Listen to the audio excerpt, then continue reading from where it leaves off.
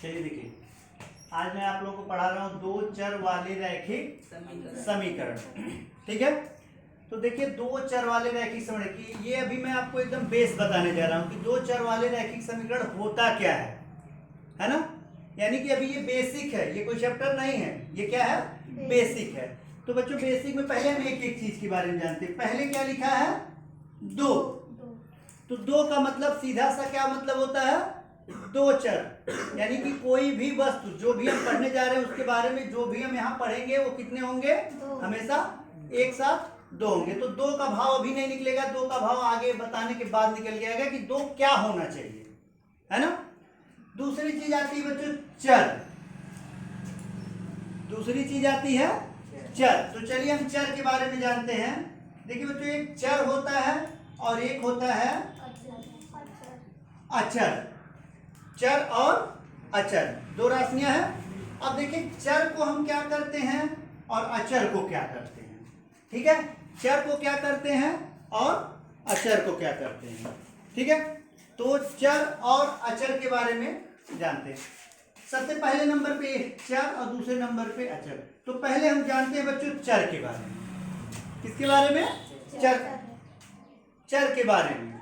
ठीक है, तो देखिए चर मतलब एक तरीके से सुनने से क्या भाव निकल रहा है, चरने वाला, चलने वाला, घूमने वाला, है ना। तो इसका भाव निकल के आ रहा है कि जैसे बच्चों जो कहीं एक स्थान पर फिक्स ना हो, जो एक स्थान पर कहीं फिक्स ना हो। देखिए अभी इसका भाव मैं आपके सिलेबस से लाके मतलब इस चैप्टर चर से जोड़ूंगा। अभी मैं आपको एक एग्जांपल बता रहा हूं कि जैसे किसी चीज कोई चरने वाला व्यक्ति है, कोई पशु है, पशु चरने वाला होता है जो छोड़ दिया जाता है, तो वो एक जगह स्थायी होता है नहीं, वो सबके खेत में जा जाके घूमता है। कभी इनके खेत में खाएगा, कभी उनके खेत में, वहां सांकेंगे वहां जाएगा यहाँ आएगा, होता ही नहीं। तो ये सीधी सी बात बच्चों एक तरीके से चर, चलने वाला, घूमने वाला, है ना, जिसका कोई भी स्थान एक फिक्स ना हो कि वो वहीं मिले। जैसे किसी व्यक्ति को आप ढूंढने गए और वो एक घुमक्कड़ प्रवृत्ति का है, तो आपको एक जगह फिक्स नहीं, आप पता करोगे कहाँ है, तो कोई कहेगा भाई वो तो एक जगह नहीं मिलता, वो कभी यहाँ कभी वहाँ, फोन से पूछ लो कहाँ है ना। तो अब देखिए इसका सीधा सा भाव मतलब ये है कि जिसके मान में हम परिवर्तन बार बार ला सकते हो, जिसका मान किसी प्रकार का फिक्स मान ना हो, उसे हम क्या कहते हैं, चर कहते हैं। उसे हम क्या कहते हैं, यानी कि इसके मान को हम जब चाहें बदल सकते हैं। जैसे हम किसी भी क्वेश्चन का, मैथ एक ऐसी भाषा है कि कोई भी कुछ हमसे पूछता है तो हम क्या मानते हैं, माना उसका मान क्या मान लेते हैं, यक्स। यक्स ऐसा एक मान हम यक्स मान लेते हैं, तो यक्स के थ्रू हम सबको क्या है, वो जोड़ घटान गुणा भाग चाहे जिसे होता है, बाद में क्या होता है, एक्स की वैल्यू आ जाती है, तो पता चलता है कि एक्स का मान 3 आया कि 4 आया कि 5 आया कि 6 आया। एक्स का मान कुछ भी आ सकता है। अर्थात अब सीधी एक भाषा में आप अपने सिलेबस में जोड़िए कि जिसके मान में हम कोई परिवर्तन बार बार कर सकते हो। कोई नहीं बच्चों, थोड़ा सा मिस हो गया। जिसके मान में हम परिवर्तन बार बार कर सकते हैं, जिसका मान एक तरीके से कहीं फिक्स ना हो, उसे हम क्या कहते हैं, चर कहते हैं। उसे हम क्या कहते हैं, चर कहते हैं। जिसके जैसे एग्जांपल के थ्रू ए बी, या इसको डायरेक्ट लिखा जाता है A to Z, A to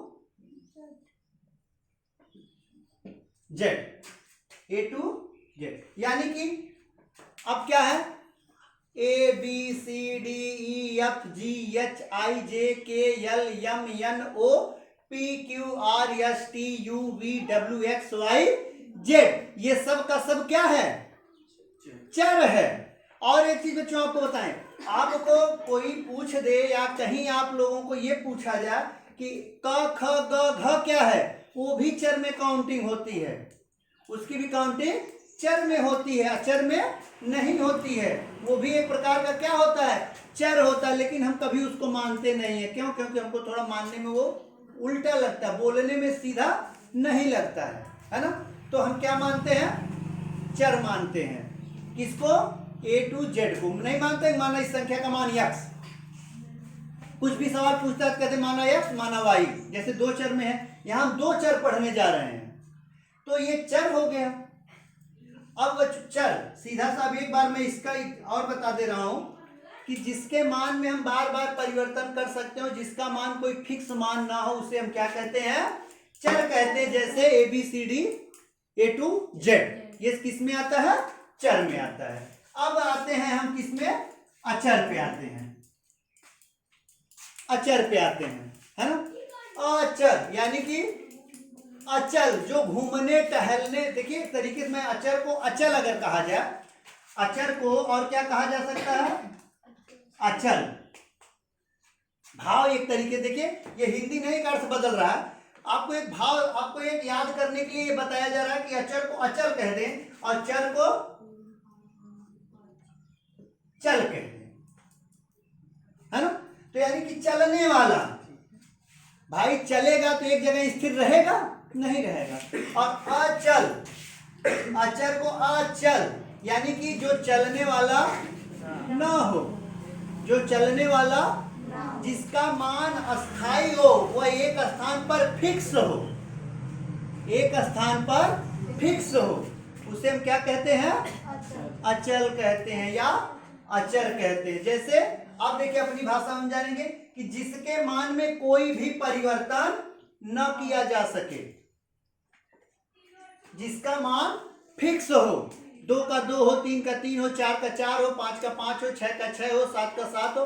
क्या 7 को हम कभी 8 लिख सकते हैं? क्या 9 को कभी 10 लिख सकते हैं? नहीं। यानी कि वो एक तरीके से क्या है? वो अपना फिक्स है, यानी कि उसे हम क्या कहते हैं? अचर कहते हैं। जिसके मान में हम चाह कर भी कोई परिवर्तन नहीं कर सकते हैं, जिसके मान में हम चाह कर भी कोई परिवर्तन ना कर सके, उसे हम क्या कहते हैं?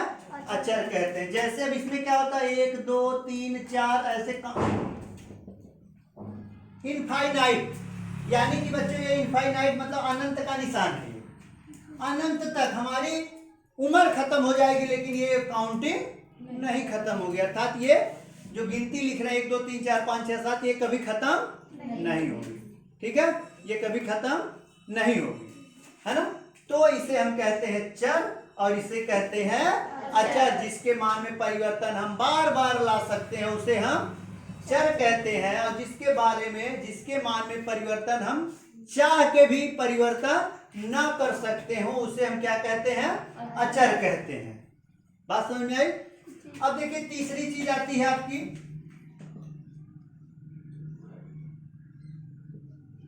देखिए तीसरी चीज आपका आता है रैखिक।